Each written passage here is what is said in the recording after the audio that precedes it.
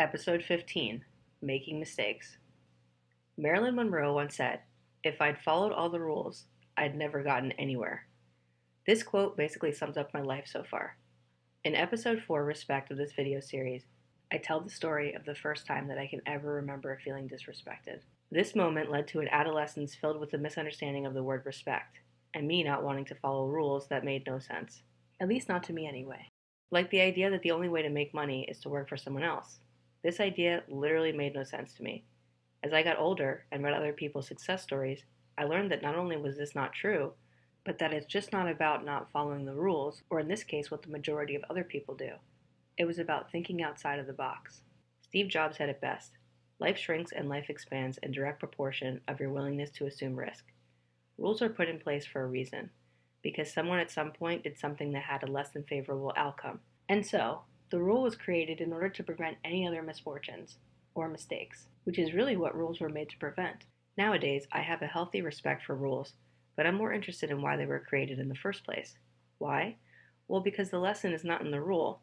The lesson can be found in the mistake that created a need for the rule. Mistakes suck, and some really, really, really suck.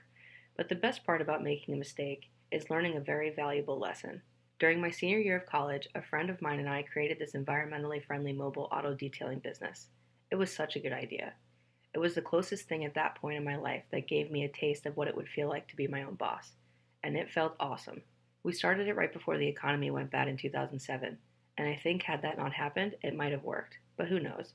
It wasn't the right path for either of us, really, looking back at it, but we both agreed once everything was shut down and finalized that it was the best $2,500 class that we could have ever paid for, and we had a blast. You see, that was the sunk cost that we both split in the end since we put in 50-50 for the initial investment. Here's what I learned from that business. 1. Price and profit margins are everything with a service-based business. 2. Insurance may be expensive, but you need to have the best coverage that you can get just in case something happens. 3. Technology is your friend when you have employees or contractors out doing a job that you yourself cannot inspect. Give them a camera and have them take a picture of their work so that you know what quality you are delivering to your customers. Don't have them take pictures with or keep them on their cell phones. 4. An online scheduling system is essential to a service-based business. 5. Come up with a system for managing inventory so that your employees are always well equipped. 6. Referral-based marketing works. Offer your new clients a discount for referring a friend on their next service appointment. 7. Keep a log of the frequently purchased services. These are going to be your bread and butter. 8. If you give a discount, you still need to cover your costs as well as make a profit. Try to avoid breaking even on any service job. 9. Keep a log of every customer that you ever have and try to get their email address if you can. Email marketing is still an extremely effective marketing medium. 10. Take detailed notes of your meetings and have one once per week. Make items with dates and deadlines to ensure that you stay on task and reach your goals.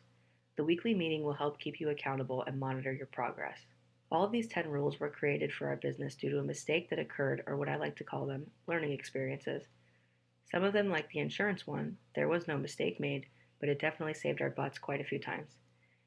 The lesson: each time you make a mistake, the consequences are less and less severe because of what you have learned from the initial big ones.